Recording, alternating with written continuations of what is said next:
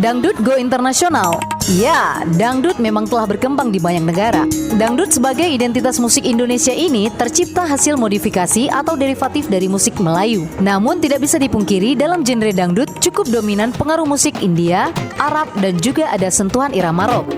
Istilah dangdut ini awalnya terpengaruh oleh lagu India, mengacu pada suara tabla dang ding dut.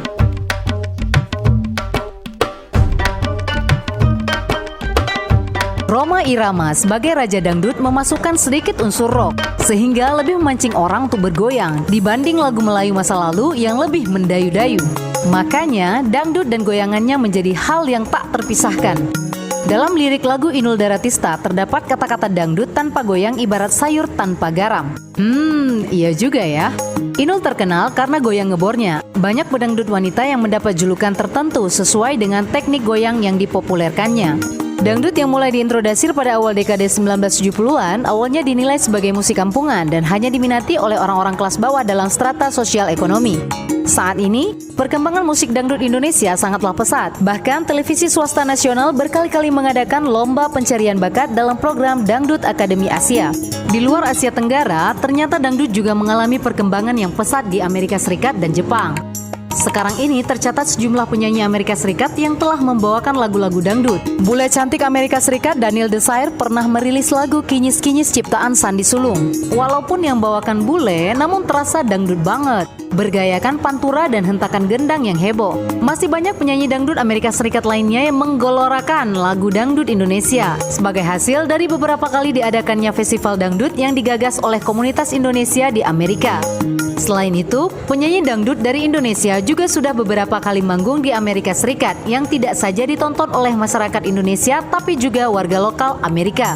Selain Amerika Serikat, Jepang juga terkena wabah musik dangdut. Bedanya, dangdut yang laris manis di Jepang telah bertransformasi menjadi musik yang dikenal sebagai funkot atau funky kota.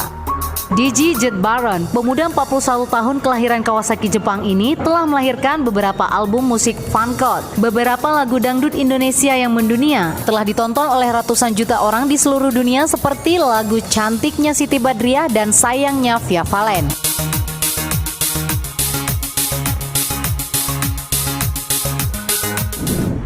Keberhasilan dangdut di Amerika. Hidup dangdut! Yay, dangdut in Amerika. After a couple times, I think 4 or 5 times, couple artists, Fitri Carlina, Thomas Georgi, Benigno. Warga negara Indonesia ini bernama Risa Asnan yang memilih jalan hidup cukup unik. Ia menggagas musik dangdut lewat berbagai organisasi yang awalnya bertujuan untuk mempromosikan budaya Indonesia dan menggalang dana untuk warga negara Indonesia yang bersekolah di Amerika. Namun Risa mengaku awalnya ia membuat audisi sebuah program yang bernama Dangdut in Amerika atau DIA. Wanita yang merantau ke Amerika sejak tahun 1989 ini rupanya menginginkan dangdut makin dikenal luas oleh penduduk lokal Amerika.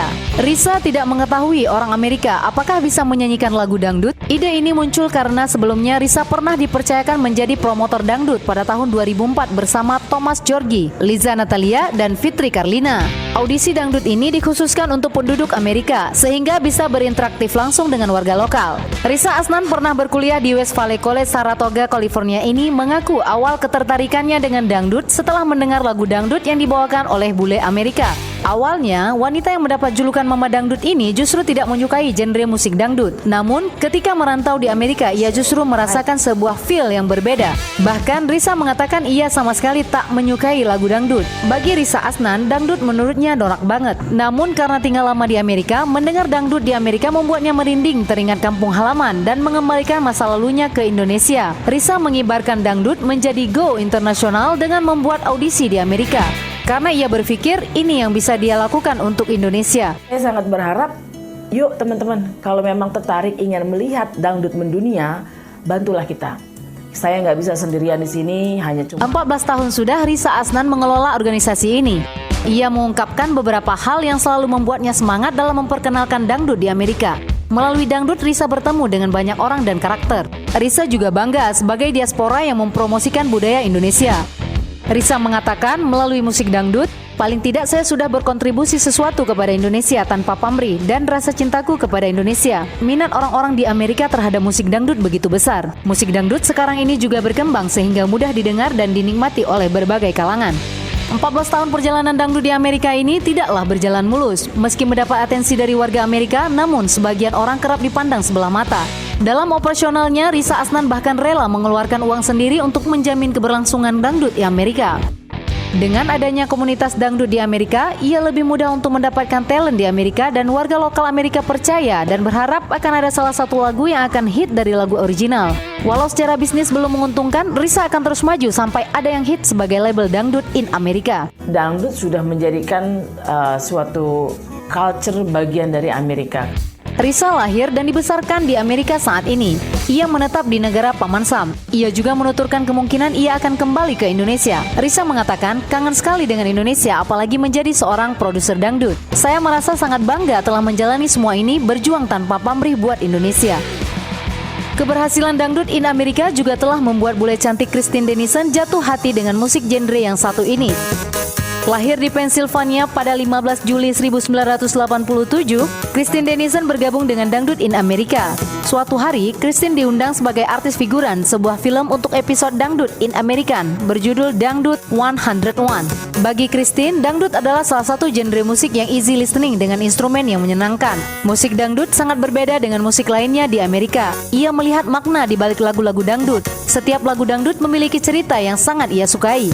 Pada awal belajar nyanyi dangdut, Christine butuh waktu hingga 2 minggu untuk menyanyikan lagu dangdut berbahasa Indonesia. Christine dipandu oleh produser Risa Asnan untuk mempelajari lirik-lirik bahasa Indonesia. Indah pada waktunya adalah lagu pertama yang Christine nyanyikan di Festival Indonesia di Washington DC pada tahun 2019 lalu. Penggemar berat almarhum Deddy Kempot dan sang raja dangdut Rhoma Irama ini memiliki sejumlah profesi, salah satunya berhubungan dengan seni. Dangdut in Amerika sangat membantunya untuk melakukan apa yang ia sukai, salah satunya dengan menyalurkan bakat menyanyinya. Sebelum dangdut di Amerika, Christine mengajar anak-anak tentang teater musikal di perkemahan musim panas dan beberapa kelas. Sebelum Christine bergabung dalam komunitas dangdut di Amerika, ia mencari berbagai macam cara untuk perform dan bernyanyi. Christine Denison pun pernah mengikuti audisi untuk perusahaan teater dan film lokal Philadelphia.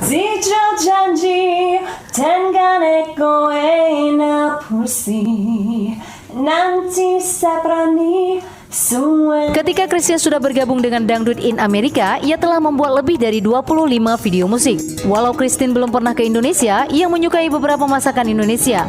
Makanan Indonesia yang paling ia sukai adalah nasi lemak ayam goreng. Christine ingin sekali berkunjung ke Yogyakarta karena ia memiliki sebuah lagu berjudul Yogyakarta.